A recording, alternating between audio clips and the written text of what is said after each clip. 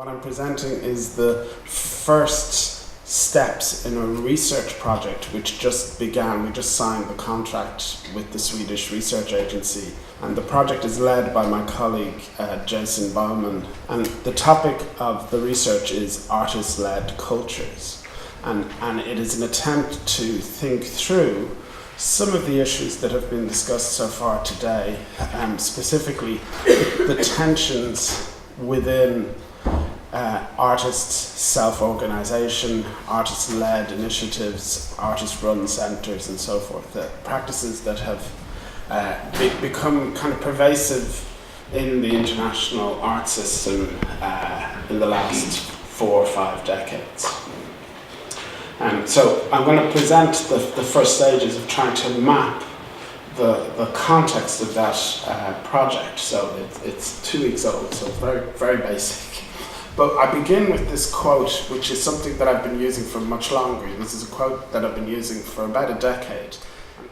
It's by an American cultural studies author, George Lipsitz, and it's from 2000. And he says, "Living with contradictions is difficult, and especially for intellectuals and artists employed in academic institutions, the inability to speak honestly and openly about contradictory consciousness can lead to a destructive desire for pure political positions, to militant posturing and internecine battles with one another that ultimately have more to do with individual subjectivities and self-images than with disciplined collective struggle for resources and power." And the reason I use this quote is because I think, not because I think it is something to be unambiguously embraced and endorsed, but rather because it signals a problem that I think most of us encounter in the course of working through both the institutions of the art system and the institutions of the academic system. The problem of how we do our professional roles, how we negotiate the different contexts we operate within, how we try to attach ourselves to particular operational principles, while always negotiating through a landscape that is being shaped and reshaped by processes and forces that often seem quite remote from where our agency or our energies lie. And it can create a particularly difficult situation when we take account of what has just been presented to us, which is the way in which the production of our own subjectivity becomes the very métier through which we operate. So I just see this as a kind of a backdrop problematic, and I cite it by way of seeking permission to inhabit contradiction, to know in advance that I will be in contradiction, and not thereby to refuse critique, to say, well, I told you it was a contradictory position, so therefore your critique is disarmed. It's not that maneuver. It's a different one, which is basically seeking not to produce oneself as the good subject. That the task of inquiry is not to produce oneself as the bearer of the good, the right, the true, but rather to position oneself as compromised, as caught within a world of processes and forces, as in process and a flawed actor with other actors. The significance of that, I hope, will become a little bit more clear towards the end of what I have to present, if I can navigate. So I begin with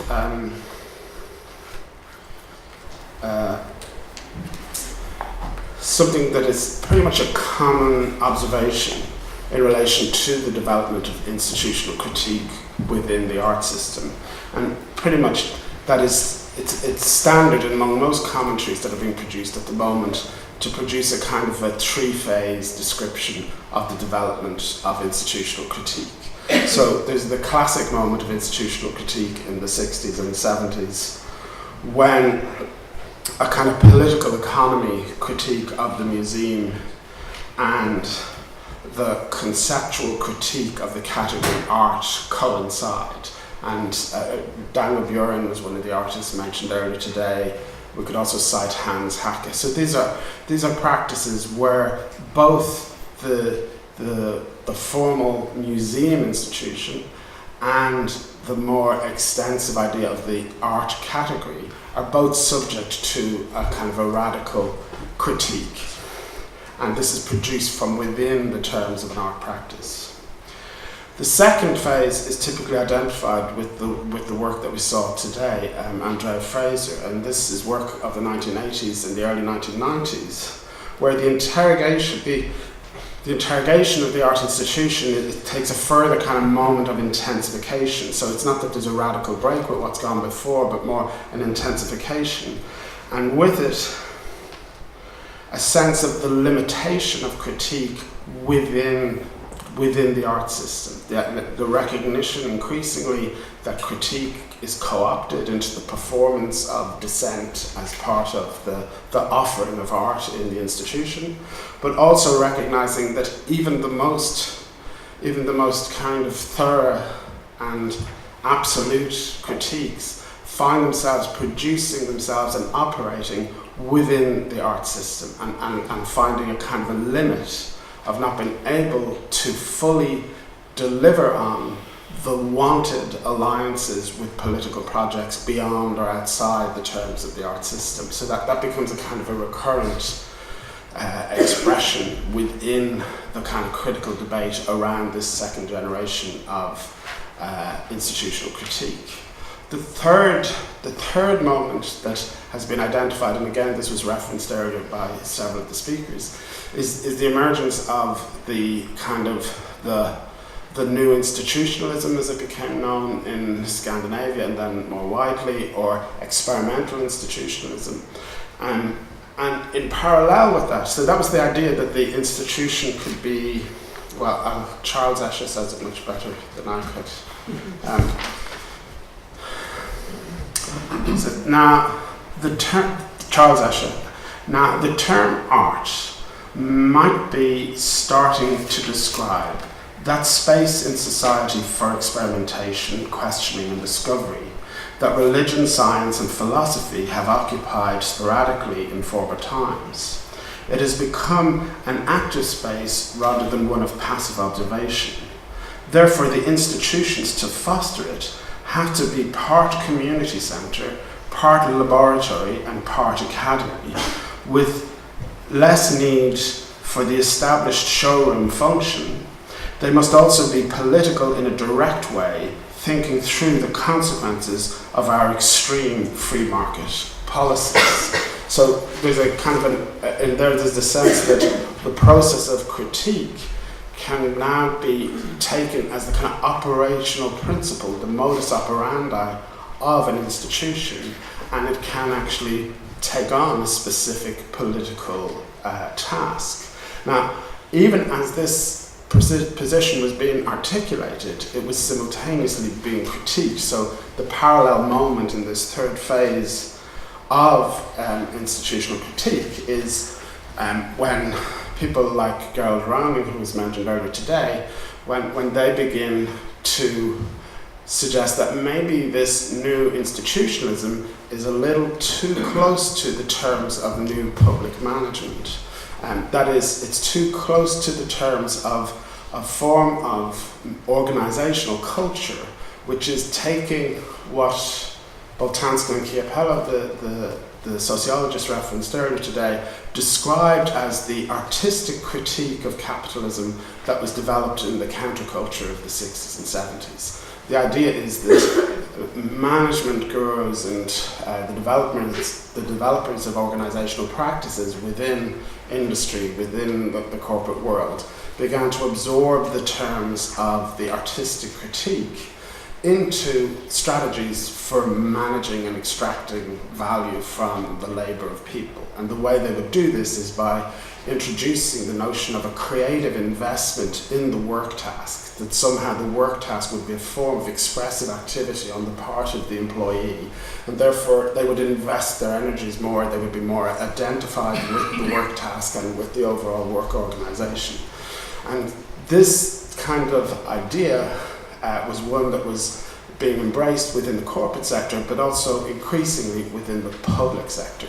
And so you have the new public management taking on this kind of creative self-realization as the technique for kind of capturing and holding on to the investment of the employee in their work.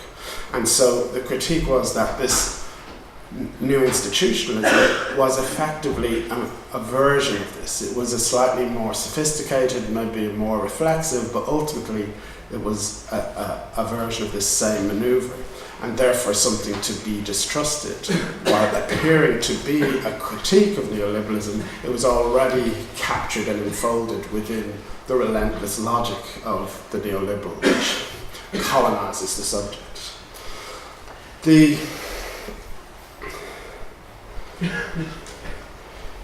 The alternative that was being proposed was that a more diffuse relationship with the fact of institution. Not that one refuses to engage with institution, not that one refuses to establish institution, but that one recognizes something of the underlying power to institute. And so we have this idea of instituent practices, drawing on the wider terms of political analysis from things like Negri and Hart, but also, very importantly, from Foucault and an older analysis of governmentality. That's just my alarm to tell me to randomly pay attention. So it draws upon an older critique. So what I want to do is I just want to read two quotations to capture the flavour of some of these moments. So the first one I draw on is from a book published in 2000 and sorry.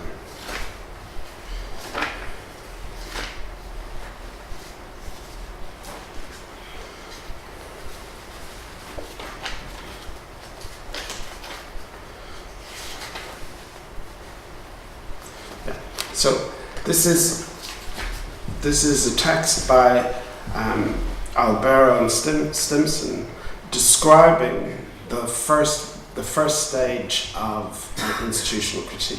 Just a short quote, but I think it's useful.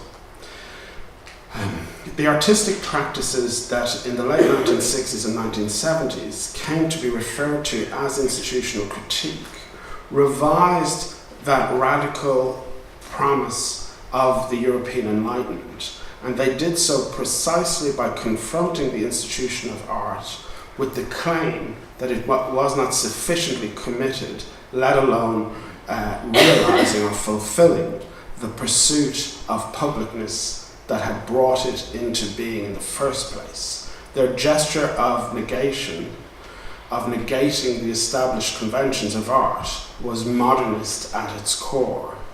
It posited that the aesthetic events in the critical exchange, in the debate, it posited that the aesthetic exists in the critical exchange, in the debates within the context of the art world.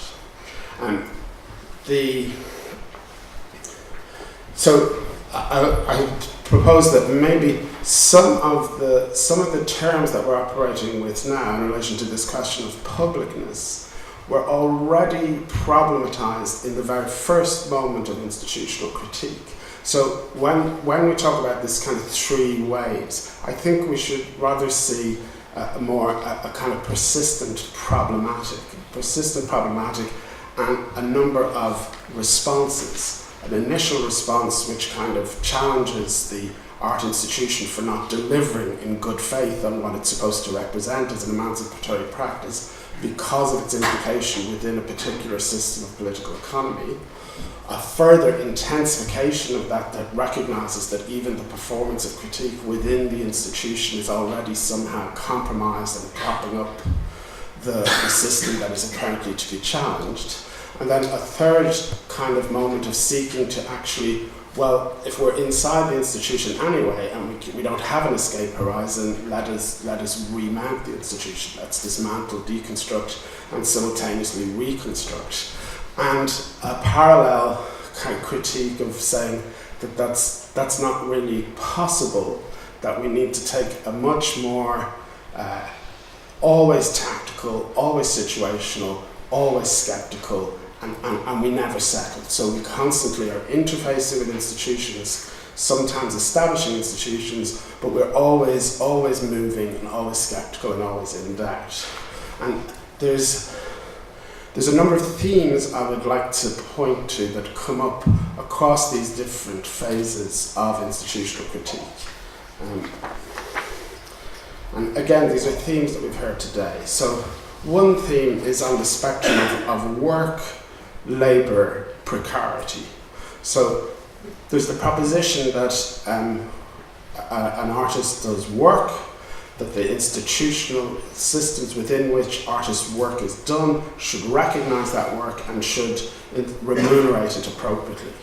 And then there's the problem of that shifting into the terms of the institution of wage labour, whereby the work that is done for pay is work which is typically understood to be determined by the paymaster. So if you do work for pay, who pays for the work is the one who calls the terms of the work. So there's a fundamental instability in moving from the idea of the practice of art as work in the larger sense of work where I control my work, I am the author of my work, to the idea of labour, which is work that I'm alienated from and I swap for money.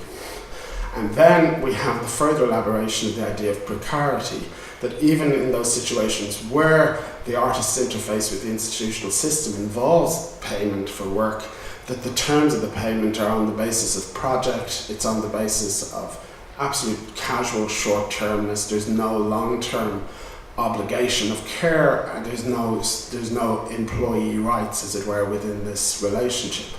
And so you have the attempt to identify the terms of artist work with other forms of precarious labour. And I think this has probably been one of the strongest themes of the last maybe 10 years, particularly the last 5 years. This has been a supercharged theme.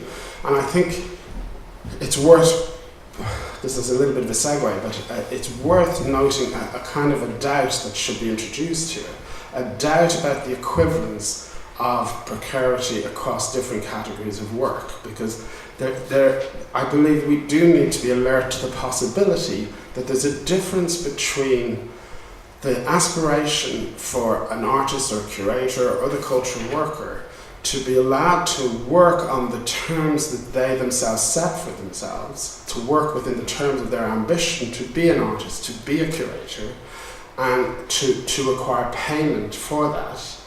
And those whose work is such that they, in the urgency of survival, will take any work, whatever work that is, they will take it, and in the desperation they are exposed to exploitation so that they end up becoming the working poor. They work, they have no security, and they will take whatever work there is. Their investment is not in the production of themselves through that work, but more the subsistence of themselves through that work. And I think that difference should not be absolutized, but I think we should be alert to it as something that sometimes gets obscured in the rallying around precarity. Overlapping with that theme of labour, work, precarity is the theme of agency. And there's a kind of question of agency and co-option. And I think this is probably the single most frustrating refrain within the kind of reflexive moments of institutional critique, is recognizing that the agency, the ability to get something done, the ability to frame a project and pursue it and deliver and have the energy to make something happen in the world and to set the terms of how that happens in the world, that can so easily and is so consistently recouped by the institution. And there are classic examples of this. You know, if Tate Modern opens the Turbine Hall to allow a whole load of DIY initiatives, artist-run initiatives, to set up their stall for a few days and be exhibited as a great celebration of artist-led culture and artist initiative, where the Tate is not putting anything into that system, is not funding those, is not investing in it, but simply colonizing, capturing value, extracting it out of it, and putting it on display as part of building the kudos of the Tate as this mass medium centre of entertainment and spectacle around the coolness of artist culture and so forth. So that's a kind of, this stuff happens all the time. And because of what was alluded to by the earlier speaker, because of the reputational economy that we operate within, this ability of large-scale enterprises like the Tate system, the ability then to capture and exploit the value that is generated by small independents is really easy, because the promise is you'll get visibility, you'll get reputation, you'll get status. It will give possibility for other things to happen. You get a platform, you get connectivity, you get prestige, and they can be translated into further opportunities to do more things. So your agency can be cashed in for yet further agency to do more things.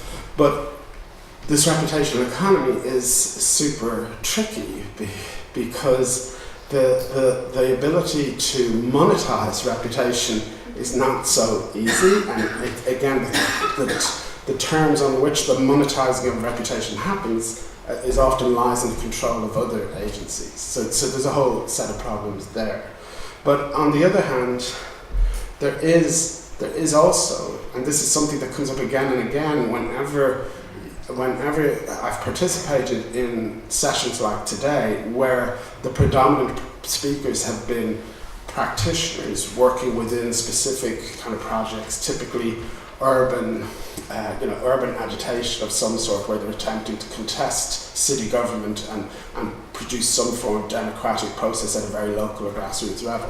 When they talk, typically they talk about the significance of any agency, any possibility of showing the ability to get something done, to contest, that it has an enormous significance just in terms of countering a particularly dismal view that emerges sometimes from the kind of watertight logical analysis of a particular strand of institutional critique that was maybe, October magazine in the 1980s, 1990s, there was a particular kind of endlessly perfect crystalline logic that left one in despair. So against that, there was the concrete here in this situation with these people at this time with this set of problems and issues, something comes through, something happens which is not foreclosed in an openness, something new comes into being, some new possibility. And this is not necessarily the same thing as the kind of celebration of sociality or conviviality that we see in Rick Turvanija or something like this. This is not Bourriaud's relational aesthetics. This is much more about, I'm thinking of the practices of people like Trans Paradiso and Jean van Heeswijk, where there's effectively changing the material circumstances on the part of the city, changing the conditions under which a particular bit of city life unfolds. And typically what characterizes these processes is a willingness to inhabit and acknowledge the kinds of contradictions that I began by talking about. Other themes that come up here are the theme of autonomy, and increasingly now, and I thought was great in Fiona's presentation, the way in which she addressed the theme of sovereignty and the way in which she caught it within the question of public space and the condition of publicness being not to do with access to space, but sovereignty within that space. And I think there's a very important way in which the idea of sovereignty has re-entered artistic debate, displacing, I think, a little bit of this older question of autonomy. Now, I'm currently based in Sweden, and it's been a little bit of a kind of learning curve for me to operate within a Northern European context where really Kantian ideas of the autonomy of the artwork and the autonomy of the artist in terms of romanticism building upon that Kantian aesthetic model is actually live, current, and really thriving. So there's really passionate defense of the idea of art as a radically other space of practice that's absolutely outside the determinations of the social political order. And this, of course, from most of us working within an Anglo tradition, particularly after this institutional critique development that I've spoken of, that's a kind of crazy situation. It's actually, you can't be talking like that. It's the 21st century, we can't do that. But actually, what's interesting is that talking about autonomy has a lot of currency still within many other situations outside of the Anglosphere. And I think it's not simply to be discarded. I think there's something to be re-engaged with there, particularly if we look at autonomy in relation to an idea like sovereignty. Now, the funny thing about these words, autonomy and sovereignty, is that they're much more traditionally at home within the discourse of political theory. And I think it's one of the most interesting things about the contemporary art field. For whatever reason, contemporary art field is the space where currently the most elaborate diversity of political theorizing is happening. Like it's really interesting to see that Chantal Mouffe's major platform is the art world for her expanding her agonistic politics. Similarly with Negri and Hart, it's the art world really became a key dissemination platform for those ideas. Now, the critique that emerges then is the sense that, well, is this art world discussion of the political imaginary, is that just fantasy compensatory game playing on the part of a disillusioned class faction, or is there really some kind of generative moment? Is there really something happening here that this political imaginary at work in the contemporary art scene is going to generate some new lives, some new possibilities, some new worlds? And I think the Commons is an example of one of those things which would seem to promise that we are in fact seeing in the political rhetorics of the art system, as well as enormous silliness at times and lots of strange disconnects, where people speak of direct democracy and operate as small totalitarian entities. But as well as that, there is other things are happening. There are other things that are happening that are often, I think, generative. I think there's something to stay with and hope for. And I just give you one quick example of what I have in mind. There's an exhibition in Gothenburg at the moment in the Rodesten Gallery by the Colombian artist Carlos Mota. And it's a very kind of large mid-term retrospective, essentially. It's not called that, but it is and within one of the video projects, he documents performers reading very important political statements by assassinated political figures from Colombia's recent history. So a performer is standing in a public square where a politician has been assassinated maybe 20 years previously, and they read a text from a very important speech by this now dead politician. And it was an intervention made at the time of a general election, and it was pretty much a symbolic act of just calling back to memory political ideals which had become somewhat displaced by the rhetorics of economy. And in the video, there's a moment when the performance ends and a group of people gather around the performer and say, we're glad you're here, we have a problem. The mayor, he doesn't understand our problem. We come here, we don't get our money, we are old people, there's no respect for us. And basically it's a group of old pensioners critiquing that they're not getting their pension, and now that these people are here with their political rhetoric, they can help them. And then the artist steps from outside behind the camera in front of the camera and starts to say, well, actually, we can't really do anything for you. We're doing this thing. It's about this guy who's... And the pensioners look kind of and say, oh, okay, well, thank you, but we will wait till someone who can come here who can help us. And it's very poignant kind of moment in this artist practice attempting to articulate a political imaginary and a group of citizens seeing a moment of hope and then being disappointed because their specific local struggle is not the struggle that the artist is particularly interested in at that moment. Now, I say this not because it's a fault of the artist or a misrecognition of the group of citizens in the square. It's just it shows the entanglement of politics as not simply a question of a particular cause or project, but also a question of particular operation of temporality, like that what is the time, what's the time frame within which a politics operates. I don't have the time to fully unpack that because I just want to finish with one last point, which is taking this temporality question further. I think when Sarah spoke today, Sarah Rifke, when she talked about the kind of nebulous nature of institution and our lack of a clear definition, I think it would be important for us to do work to establish a sharper sense of institution and differentiate it from organisation. I think institution, we need to sharpen our analytic tools here, and specifically what I think the significance of institution in difference from organisation is a transgenerational project. I think institution has the sense of something which is a kind of a contract that outlives the parties who make the contract.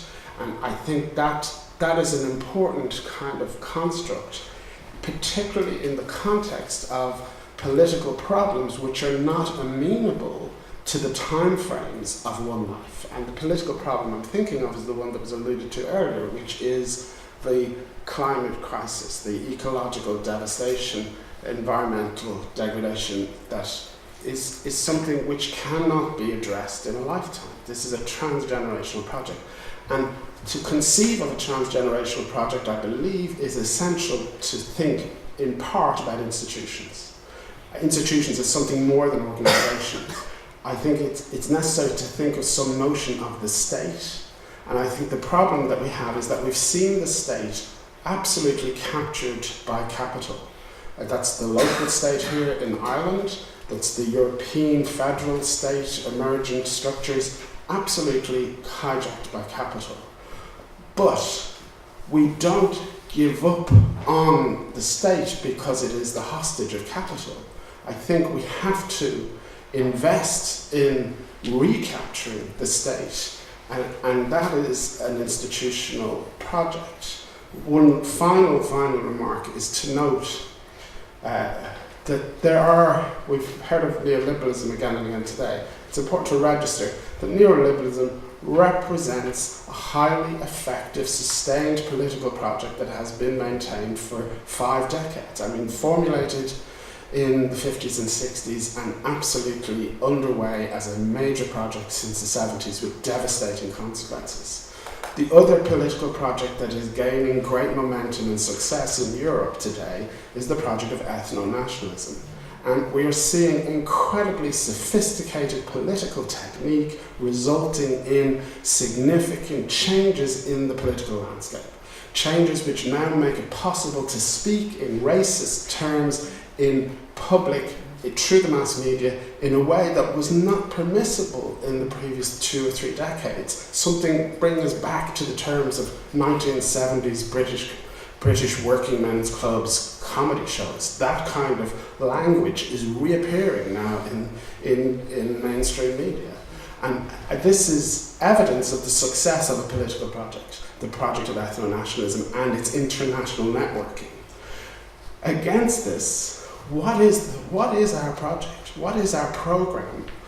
Broadly, forgive me for subsuming you here, but broadly, if I assume we are of some form of the left, heirs to something like the civil rights movements, feminism, sexual rights, the heirs of these traditions, what is our program? What is our project? And the question of institution and the question of organisation are questions of political technique. And we have a double deficit. We have a deficit of political technique and we have a deficit of articulated political program. And I think that is the institutional challenge that we face. And that's very quick and kind of very crunched, but I'm very early in the stages of formulating this, so hopefully I'll be able to give you it in writing in a few months' time.